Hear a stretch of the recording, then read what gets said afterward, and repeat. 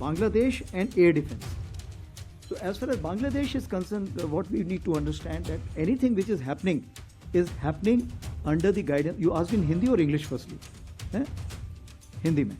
तो जो आपने पूछा था, सबसे पहले हमें ये जानना ज़रूरी है कि ये कौन सी सरकार है जो वहाँ पर है. अगर वो इंटरिम सरकार है तो क्या जो वो एक्शंस ले रहा है क्या वो 4 या 5 साल के लिए हैं या 4 या 5 महीने के लिए.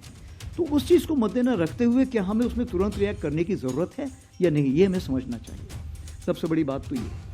दूसरी बात ये है कि आज की तारीख पे तीनों सेनाओं ने अपने अपने चैनल्स पूरे खुले रखे हुए. भारतीय सेना ने तो मल्टीपल चैनल्स ऑफ कम्युनिकेशन खुले रखे हुए हैं. जो उनके वहाँ पे चीफ हैं उनके से मेरी रेगुलर बात होती रहती है. उसी प्रकार से हमारे बाकी चैनल से भी हमें एक दूसरे से बातचीत होती रहती है. आपको ये भी याद होगा कि हमने एक डेलीगेशन भी वहाँ भेजा था जिसने वहाँ पे सबसे जाके मुलाकात की थी.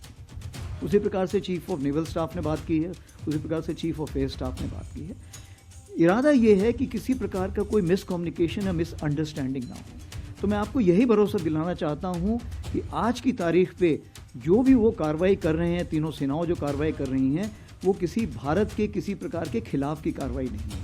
जहाँ तक कैपेबिलिटी डेवलपमेंट की आप बात करें तो कैपेबिलिटी डेवलपमेंट एक चीज़ है जो चलती रहती है पूरे वक्त. भारत भी कर रहा है, बाकी देश भी कर रहे हैं, तो वो सबके ऊपर लागू है, वो अपनी कैपेबिलिटी डेवलपमेंट कर सकते हैं.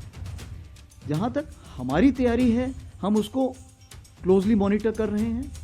हमारा जो कोर ग्रुप होता है इसके बारे में बातचीत करता रहता है और ये देखता रहता है कि कोई ऐसा कोई मिसकम्युनिकेशन ना हो जिससे कि बात आगे बढ़ जाए.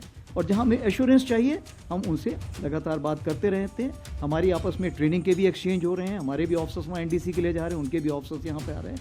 तो उस